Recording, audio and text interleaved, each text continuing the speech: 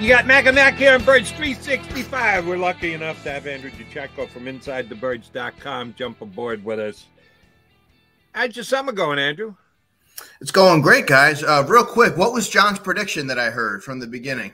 That you would show. Right. We were supposed to have Zach McPherson on this morning, and Zach's having a 7-on-7 camp, and you know, his agent said he'd be here, but he was not here. And I said, Andrew will show.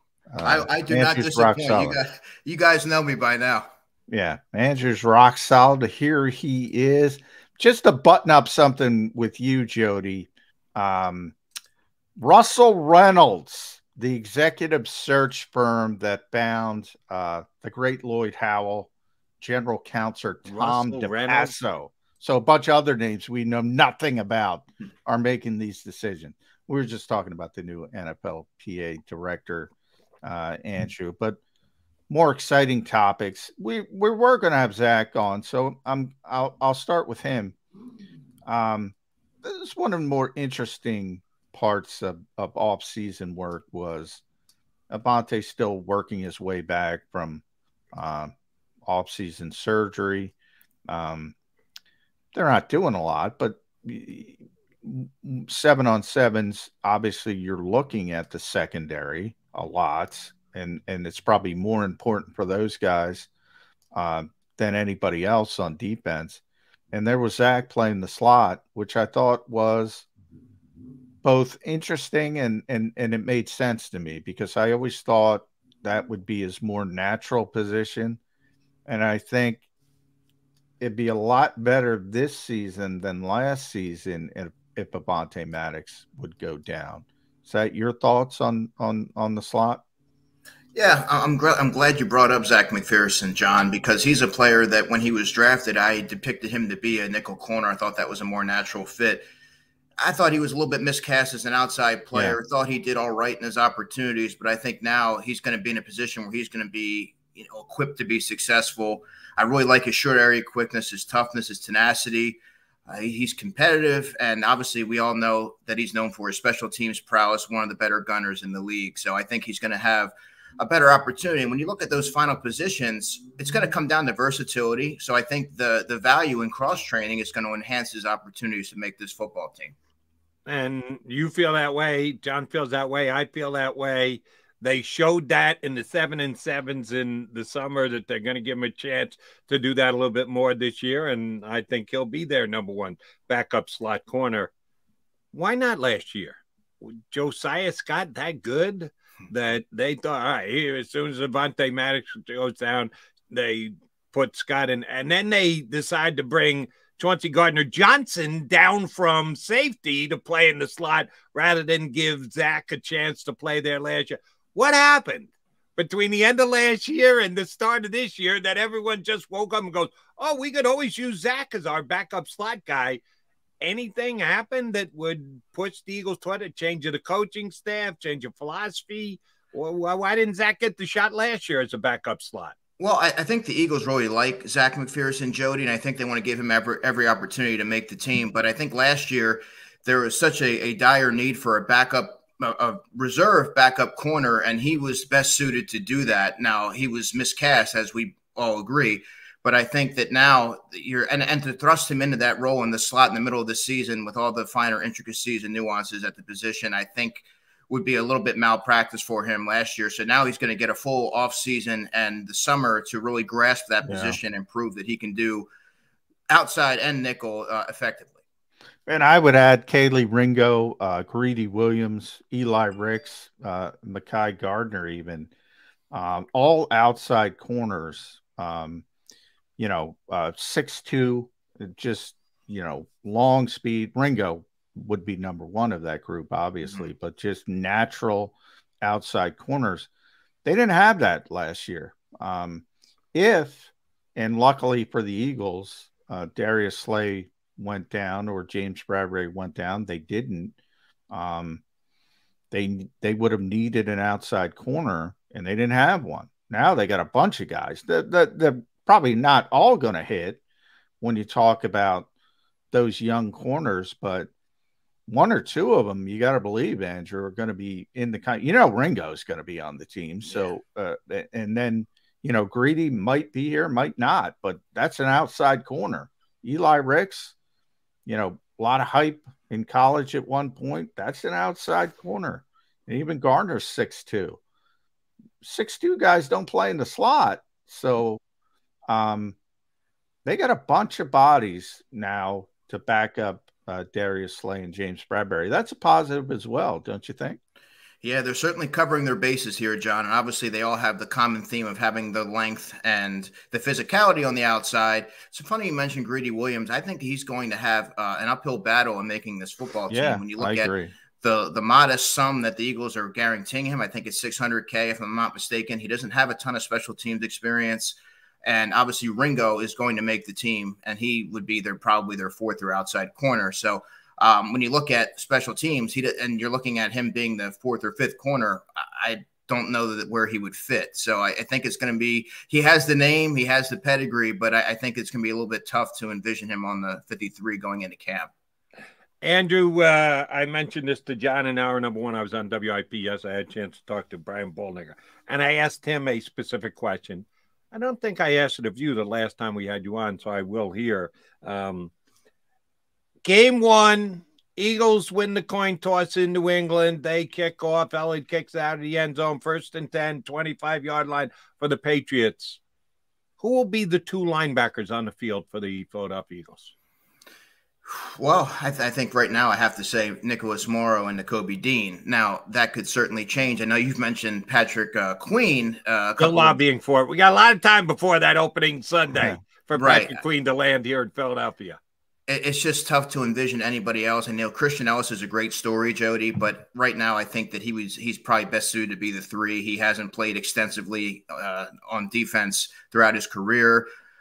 Until you see otherwise, Nicholas Morrow has played a lot of football. He's seen a lot. He's the veteran, obviously pairing opposite Nakobe Dean. So I think right now they would be the 2. And sorry, John, thanks for letting me jump in. Brian Boldinger said to me, goes, Jody, I don't know that they're not going to have one linebacker on the field, that they add another DB on 1st and 10 from the 25-yard line, first play of the year. They're going big nickel already, down number 1. If that's the case, what 3 safeties do you think they have on the field? Edmonds, Blankenship, and Sidney Brown. Yeah, if they go that route. And I think if they go that route, Terrell Edmonds would be essentially the glorified linebacker in that package. But I do think at least week 1, barring a trade, because I do think there's a possibility of a C.J. Gardner-Johnson like trade. I don't think it's going to be as splashy as Jody wants with a Patrick Queen. I think it's more likely to be. Remember, CJ before he became CJ, so he was sort of on the last year of his rookie deal, sort of a good player, but not, that they're moving positions. Maybe something's got to click, but he's going to be on that cost-effective deal if they make that move. If they don't make that move, Andrew, I think Nicholas Morrow is a starting linebacker on this team. And getting back to your Greedy Williams point, they guaranteed Greedy $600,000. They guaranteed Nicholas Morrow $0. Butt kiss. Nothing. $0. Now, we did have Brad Spielberger on. He brought up a good point. He was like, Nicholas played behind the worst defensive front in football last year. And he's coming to Philadelphia, and he's arguably playing in behind the best defensive front. He'll get another opportunity if he plays to get back on the market. It maybe makes up the money on the back end. He said he could have probably gotten a Kaiser White-like deal if he waited. Not this year, the one Kaiser signed with the Eagles. But he didn't want to wait because he wanted to play in Philadelphia. I'm buying that at least a little bit. I see it. Because if you can go make $600,000 guaranteed, Andrew, somewhere else, but you're playing on a crappy team, what does that mean in the long run? If you get to play behind the best defensive front in football, that means you just have a ton of stats, but not much to, not you kind of get lost in the mix a little bit.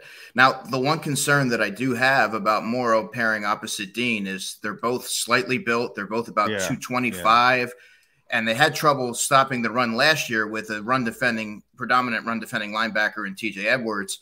So when you see those two guys there in the middle, I think that they could struggle again there. While I do think they'll be markedly improved in coverage in that regard.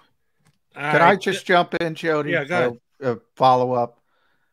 If this team had Dick Butkus at middle linebacker, they couldn't stop the run because they don't want to stop the run. So why do we blame it on the linebackers? It's easy. Because it's an easy narrative to roll with because that's a position that they've ignored, historically. But their job is their whole philosophy, whole defensive philosophy is stop the run with light boxes so you can add the extra guy in coverage. That's their whole philosophy. And if you do that, you're going to give up some runs. So to me, if you're 16th in the league, what were the Eagles last year against the run? They were middle of the road, somewhere around there. If you're middle of the road, that's fine. That's sort of the trade-off. But for people to expect, I'm concerned about expectations. And Nakobe Dean is coming in, another one of those players coming in under grandiose expectations. You can't expect Nakobe Dean to be Dick Butkus with light boxes. That's not fair. Are people going to recognize that? Probably not, to be honest with you. And I think that you can obviously see the Nakobe Dean hype train building, and rightfully so. I mean, he's had an illustrious college career. He was impactful in the limited amount of snaps that he played last year. I think it was just 34, but you have to take everything into account. He might not light the world on fire coming out of the gate, but it doesn't mean that that's what he's going to be in the league. I think you have to take in all the factors into account. There's going to be some hiccups. We know that, John, but I think that he is going to be a good player. You would like to see somebody with a little bit more size, at least in my opinion, opposite him, because it really kind of leaves you vulnerable over there at the second level.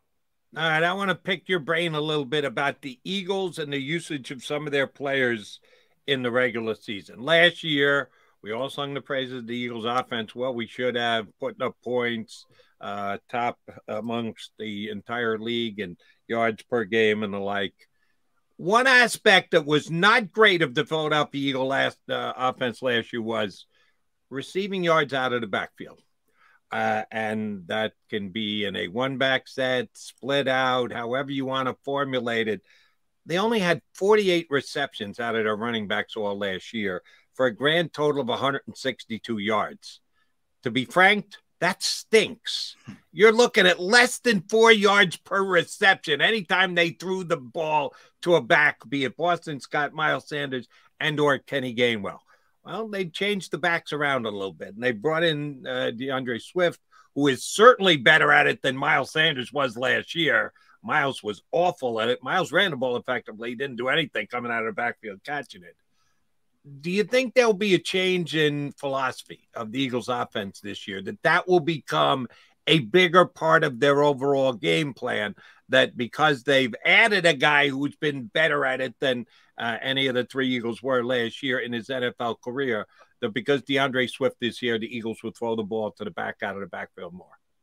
I do, Jody, and DeAndre Swift is the reason why. DeAndre Swift is the X factor. I think he's going to be instrumental in the efficiency of this offense. When you have a player of his skill set that can be so explosive in space, I think it behooves the Eagles to find a way to tap into that and make that a part of the game plan, and that also alleviates a lot of pressure from your quarterback, quite frankly, and not having to feel like you have to do everything. So I think that I'm actually surprised they didn't use Kenny Gainwell enough in that role, because that was really his calling card. Coming into the league, they viewed him as Nyheim Hines-like. So I think right now, though, given the skill set and knowing how vital DeAndre Swift can be to your offense, I think that's going to be a big part of it. Yeah, I don't see it, Andrew, man. At the quarterback, even with a new offensive coordinator at the helm, I'm not dumping the football off with Jalen Hurts. I'm not dumping the football. Hey, there's two reasons. I shouldn't. It's not just Jalen Hurts. AJ, Devontae, and Dallas are always open. One of them's always open. So when they're on the field together, you rarely get down to that third progression to begin with. But even when you do get down to that third progression, and you want to dump the football off, why the hell am I going to dump it off when my quarterback's going to get more than a running back? And I think that's where the Eagles are. And Nick Sirianni said it a couple times. He said, I don't want to take away his superpower. He said, I don't want to, we're not paying him more to do less. Mm-hmm. I don't want to take that aspect out of Jalen Hurts. I don't want to turn him into Donovan McNabb, who was trying to prove a point, saying, I can throw the ball. Jalen Hurts is Jalen Hurts. Go let him be Jalen Hurts. That's where I am. And I think the Eagles are on that page as well, by the way. I really do. Yeah, I think there's a time and a place for it. And I think that adding a new dimension or a new wrinkle to the offense and the Eagles trying to stay ahead of things and has to make sure the teams aren't catching up to what they're doing. I think, you want to leave, you don't want to leave anything on the table. Well, here's where I think DeAndre could be a big part of the passing game.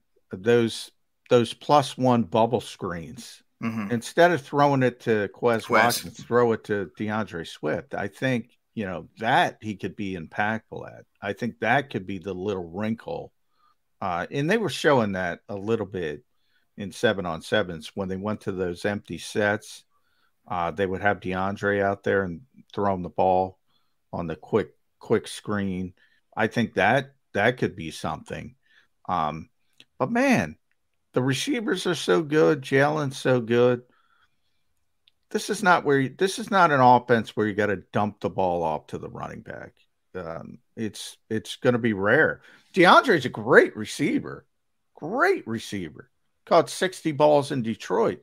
But as you pointed out, Andrew, Kenny Gainwell's a great receiver. Nobody knows it because they don't dump the ball off. I think he's a great receiver. But do you think that Brian Johnson may look to tap into that area of the offense and add that in?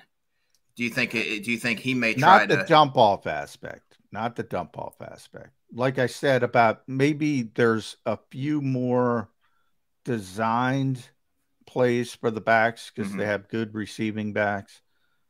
But at even that, then I get to, well, I used to have this discussion with Doug Peterson. Doug had a great quote I can talk about now because he said it in public. He would get criticized. He had that run where Matt Collins barely got a target. And this was behind the scenes at the time, but he's talked about it since.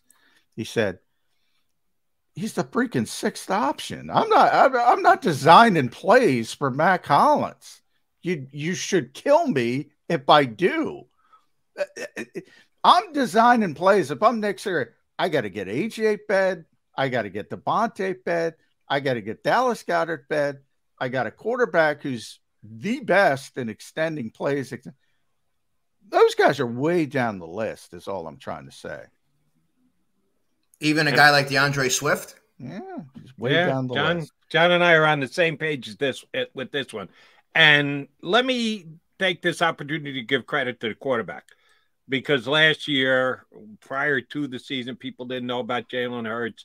They aggressively pursued both Russell Wilson and Deshaun Watson. So the Eagles didn't even know that he was going to take this massive step up. One of the things that impressed me most about Jalen Hurts last year was every single pass play. You have to make the decision. The defense will help dictate to you your decision as to when you pull the trigger. Some guys hold the ball too long, that they wait and they wait and they wait and they wait and they end up getting sacked. Some guys, to use the phrase, chicken out, that they immediately go to the check down. They move from 1 to 2 to 3, check down, get it the hell out of my hands. Jalen Hurts, for me, was masterful last year at knowing when exactly to pull the trigger. He's well beyond his means for the amount of time he played in the football league. He always got rid of the football exactly when he should have gotten rid of the football. Not too early, not too late. I give him a lot of credit for that. And I'm with John, that I don't think they're just going to waver. Well, we know we got DeAndre Swift. We always get the DeAndre Swift. No, Jalen's going to do what Jalen does, and I'm not sure it's going to lend itself to that many more passes out of the backfield. But it's going to be a real fun watch, something that we could have a ton of fun with, potentially second-guessing the new offensive coordinator this upcoming year, even if I know that we know that it's not necessarily fair. All right, we've got 3 more weeks till camp comes, so I need to get you on record here. Knowing full well we'll have you back again, you can change your mind all you want, Andrew, before the season starts in September. As of right now, give me the 4 top teams in the NFC, the order in which you'd put them, and the difference between difference between 1 and 2, the amount of difference between 2 and 3, and 3 and 4. Give me the top 4 NFC teams and how much space you'd put between each of them. Wow. Well, I have the Eagles as the top team, the heavyweight of the NFC. Then I would probably say the 49ers. I'm going to have to go Lions. And then I would probably say Saints, in all honesty, because you got the Saints. No Cowboys in there, or we threw the Cowboys out? They're a team. I think they're just going to implode. I think they're going to be a team that kind of starts off.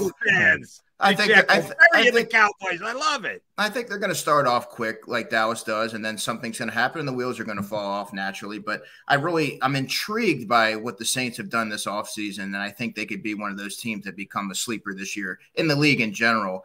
But as to your point, as to your question, Jody, where do I see the gap? Like how great do I see the gap? I think it depends on how the Niners start the season out, right? I mean, who's going to start the season for them? Is it going to be Sam Darnold, or is it going to be Brock Purdy? If Sam Darnold starts and they get off to a rocky start, well, guess what? Obviously, there's going to be a pretty sizable gap there. I think the Eagles are going to get off to a really hot start. I think that there's a pretty substantial gap between the Eagles and the Niners, on the surface at least. Now, is the gap bigger between the Eagles and the Niners, or the Niners and then that third team, whether it's the Lions, the Saints? Because I think it's a chasm between the Niners and then if you're going Saints or Lions, I'd put the Cowboys. So I'm a little bit different. I'd put the Cowboys at number 3. Then I start going down to the Lions and the Seahawks and maybe the Saints. The Saints are an interesting team because of Derek Carr, and somebody's got to win that division. So they're going to have a good opportunity. But boy, that drop off from, to me, it's Cowboys in that 4th team. To you, it would be 49ers in that 3rd team. That's pretty massive, isn't it? That's a massive one, John. And the Lions are a trendy pick right now. I get that, and I understand why. But I don't know if they're ready to really make that leap into make a deep playoff run, right? I mean, I think that Dan Campbell has been a great story and everything like that. And I think that they could be a wild card team or, make an early exit, which would be growth. But I don't think that they're ready to contend with the 49ers or anything like that. Yeah, I'm more on that Seahawk bandwagon. They get the Rams and the Cardinals twice a piece, which I think both of those are going to be substandard teams this year rather than the NFC North, which they're all pretty even to me. Packers might have the best -1 roster of anybody, and we don't know what Jordan Love's going to do. Lions, I know, had a really good year, and winning that last game against Green Bay was impressive when they had nothing to play for, went out and kept Green Bay from not making the playoffs, but they got to prove it to me again. I think the Bears are going to be one of the more improved teams in the National Football League. Now, they were the worst. They had the number 1 pick in the draft. So there's only one direction to go from there, which is up. It's the only team that's going to get better. Well, you don't know it. I guess you get the number 1 pick 2 years in a row. Yeah, I guess. I'll cover any of that action you want. I'm John, with you. They won't be. They're going to be better. They're going to be better. I'm with you. So that division is going to be, I think, tremendously competitive. Vikings only won 13 games last year. We all expect them to come back down, but how far do you have to come down from 13? Oh, my God, they lost 3. That means they're still winning 10 games this year. So that's going to be a great division. That's why I like Seattle. I like your stance on the Cowboys. A lot of people are propping the Cowboys up. Here's my question about the Cowboys. How good a play caller is Mike McCarthy going to be? Well, he hasn't really evolved. He hasn't really evolved in any of the years, and I just don't know what their running game situation is going to look like. Remember, Tony Pollard was hurt last season. There's not much behind him, and that's an offense that was very run-heavy. I don't know how much they're going to be willing to put on the plate of a Dak Prescott. We'll have to see. They do have some weapons around there in the passing game, but they just strike me to me, Jody, as a team that's going to get off to a fast start and then somehow just fade out. Now, I don't know if it was with you, Jody, but talked a little bit about Mike McCarthy earlier this week. I don't get the Mike McCarthy hate. I mean, yeah, you didn't understand the point I made. It was you and I, John. I wasn't questioning him as a head coach. I was questioning him as a play caller. No, I know. Defended him as a head coach. I just don't know how good a play caller he's going to be this year, because when he called plays in Green Bay, he had Aaron Rodgers. So when you got Aaron Rodgers, I think you make anybody look good as a play caller. I'm with you there. And I'm not talking about you specifically. I mean, there are a lot of people who just crap on Mike McCarthy. And I'm like, and I just mentioned the team, the Saints. I mean, Dennis Allen is the head coach of the Saints, and we're acting like they're an up-and-coming team. And by no means am I trying to say Mike McCarthy is in the conversation with the Belichicks and the Reeds, but the guy's been a good head coach, won a lot of games, and part of it is Aaron Rodgers, and I think you'll see Robert Saleh look a lot better this year. But he's also won a lot of games with the Cowboys, lost playoff games, and all criticism you can throw at him, plenty to do so. But there's a lot of bad coaches in this league, and I gotta run through 20 guys before I even get to Mike McCarthy. I think the Cowboys are better than most people in Philadelphia realize. I get killed for it, but I think they're a good football team. I do. You mentioned McCarthy and Rodgers. I mean, I would even argue that he should have had more success with Aaron Rodgers. Well, and that's the problem. It's always, you should have won 4 with Aaron Rodgers. Well, it's hard to win. Yeah, we had a guy on the stream say, "Oh, he's just another Peyton Manning," like it's an insult. I mean, where are people's standards? One of the greatest quarterbacks ever. Yeah, that's what I'm kind of talking about. The standards are so, it's become Ricky Bobby, right? If you're not first, you're last. Well, that's not the case. It's really hard to win. Jason Kelsey was just talking about this. It's really, really, really hard to win. You could have a bad day. You could have the wrong injury on the right day. Stars got to align. To me, the consistency is what defines good coaches. And for years, Andy Reid fought that. Well, Andy didn't win. Andy didn't win. Right up until he did win. When you're consistently good and you keep getting those opportunities, that's the coach I want. And he's been consistently good in 2 different cities. I just looked it up. 20th all time in the history of the National Football League number of wins, Mike McCarthy. That's pretty good if you're the top 20 of anything. Yeah, that's pretty good. I'm shocked actually by that number. Yeah, 20th all time in most wins in the NFL. Playoffs, 21 games, 11 wins, 10 losses. That's Mike McCarthy. He's a 500 coach come playoff time, but he's much better than that. Jeff Fisher in the playoffs. Jeff Fisher was Mr. 8-8 for years. That was his moniker. He was 7-9, Jeff. He made the run. But Andy was that way for a while too. He was 500 in the playoffs. And remember, the playoffs, you're playing the best teams, so you shouldn't be as good in the playoffs unless you're Tom Brady. Well, somebody's got to win. Every time they play, John, somebody's got to win. Well, Tom Brady skews it all because people act like, well, Tom won all those times, so people act like you should win all those. What was Andy's playoff record in Philadelphia? I used to have this memorized. I don't remember. 5, and I'm doing it in my head. So he's 1-1, 2 and 1, 2, 3, 4, 5, 6, 7, 8, 9, 10. 10 wins. 1, 2, 3, 4, 5, 6, 7, 8, 9 losses. 10-9. Yeah, basically the same as Mr. McCarthy there. All right, what's the first story you're looking to unearth? No, we got 28 days. We'll probably have you back even before camp opens, Andrew. But what is the most compelling story day one of the Eagles training camp? Well, there's a number of them this year, Jody. I think you have to look at the right guard battle there between Tyler Steen and Cam Jurgens. And I also think that third receiver spot's really interesting. how does Quez Watkins rebound from a down season? Does he improve on his shortcomings, or does Olamide Zaccheaus sort of usurp him in that role? So those are two that I'm looking at. And, of course, safety, who we already mentioned that earlier. I think that's going to be interesting as well. At Andrew DiCecco, make sure you follow Andrew on Twitter. Read him at InsideTheBirds.com. Does a tremendous job for Jeff Mosher and Adam Kaplan over there. Our buddies with the Inside the Birds podcast. Listen to those guys when you get an opportunity. Since we're talking a bunch about running backs, Miles was on, I believe, the Rich Eisen show talking about running backs getting screwed over. And he's right. By the way, Miles Sanders set the market for the running backs on the free agent market. I'm not talking about the franchise guys because Jacobs and Barkley and Pollard got the franchise tag. But for the guys who hit the market, Miles got more than anybody else. I was surprised by that. Yeah.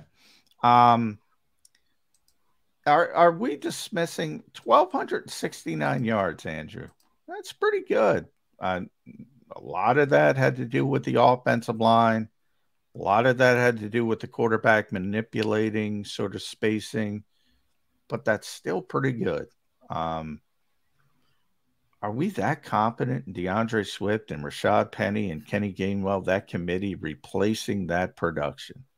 Well, that's a great question, John. I'm glad you asked that because I'm personally not in the Rashad Penny camp. I mean, history would show you that him staying healthy for a full slate of games is it's just nearly impossible.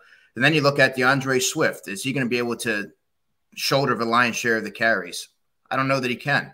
Kenny Gainwell, to me, I think is going to be an X factor this year. I think he's going to have a larger role than many anticipate going in, given the injury history of the top two running backs.